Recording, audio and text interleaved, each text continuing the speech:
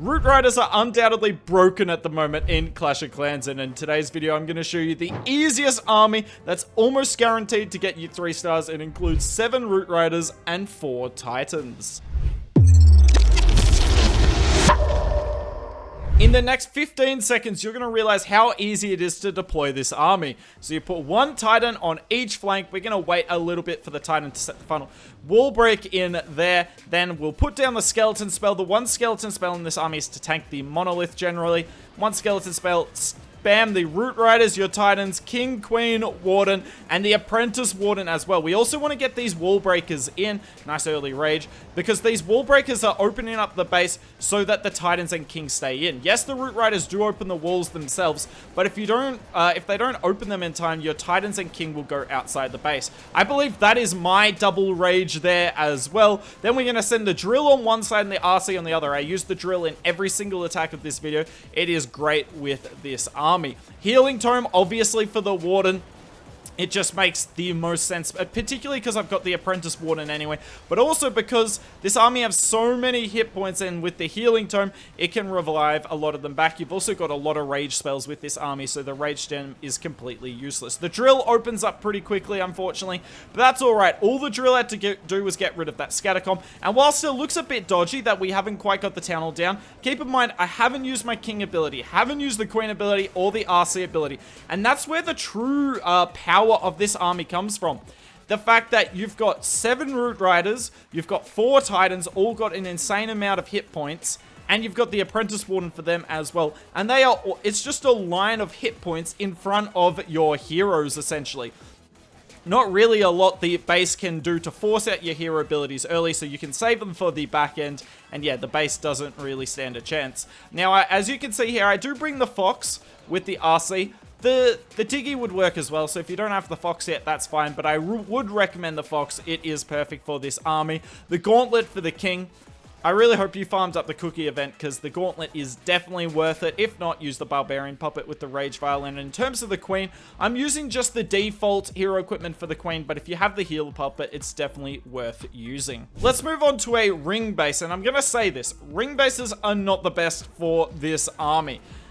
This army goes a lot better the later you get to the town hall, so please keep that in mind. However, it can still definitely triple. Just don't expect this a near guaranteed triple like you are going to get on diamonds or box bases. Yet again, same thing, a Titan on each flank. This time we use the wall breakers on the whole funnel early. Notice how early it popped the Warden ability, because a lot of our troops had taken a sustained amount of damage. Now on this one, I'm going to send my drill and my RC on the same side of the base, because I don't really need to send the RC on the top side of the base. My troops are doing a fine job dealing with that, except for the defensive Queen, unfortunately. Hopefully some of my troops can come up and help. I actually use a free spell off my own, because I do need to get that Queen down. The drill's doing its thing. I'm going to delay my RC a little bit. King ability goes off. Yet again, you can sit on the King ability so long, and he's going to crush the core of that base. RC comes in, and now we're going to focus on her for a little bit. I don't really need to focus on the core. I've done everything there that I can. We're going to invest a rage spell over here as well. And an invis. We're honestly using quite a few spells on the funnel, because if we get through this monolith here, this base honestly doesn't have much of a chance. The King's already in the core of the base. He's cleared that all out. RC gets stuck in the NATO, but the RC ability does a beautiful job. And right here, you'll see the benefit of having the Fox over the Diggy. Queen gets rid of that multi-inferno. We still have the Yetis, by the way. That is what I'm bringing in the CC, in case you're curious. Phoenix doing its thing on the King. Now, to be fair, you don't have to use the Phoenix on the King in this. You could definitely get away with using the Frosty or the Diggy, actually. Actually, the more I think about it, maybe I should bring the Diggy with this army. Huh. Well, there you go. Learning on the fly. But as you can see here, space isn't exactly overkilled. So you can use this on ring bases. You still will get triples, but you're not going to get the same sort of consistency that you will on boxes or diamonds. And yeah, we got this one little workshop hanging up to the end. Keep in mind, we have swagged a freeze on this, so even though it doesn't look like there's many troops left, we got a pretty healthy RC and a freeze spell in the bank. Finishing off with the diamond base here, and I want to bring one thing to your attention while I set the funnel here. notice how every single attack I've come in with my main push on the side. So you'll see here, I'm using the king on the bottom side of the funnel because it needs a bigger funnel than normal. But look at these root riders coming in from 730, not on the corner. You always want to come on the side with root riders rather than the corner. You set the funnel on each corner with the Titan, or in this case, I decided to use my king as well. But either way, make sure your funnel is good and that you come in from the side. I think that's the best way I can tell you all about this.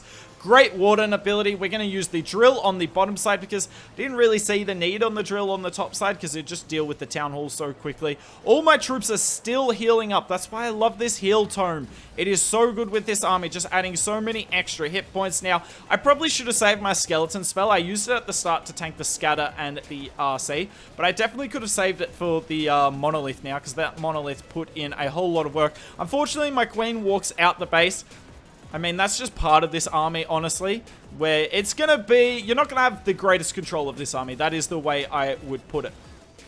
But you are going to triple with it a lot. And yeah, what I like about this army is when I planned this hit, it took me a couple of seconds at most. You're not going to spend hours upon hours or even, you know, 20 minutes planning this hit. You can plan this hit in a couple of minutes and you're going to be extremely effective with it in war attacks. As you can see, yet again, not really an overkill on this, but I mean, this was my first attempt on this base and we still got the triple reasonably easy. And that's where the benefit of this army comes from.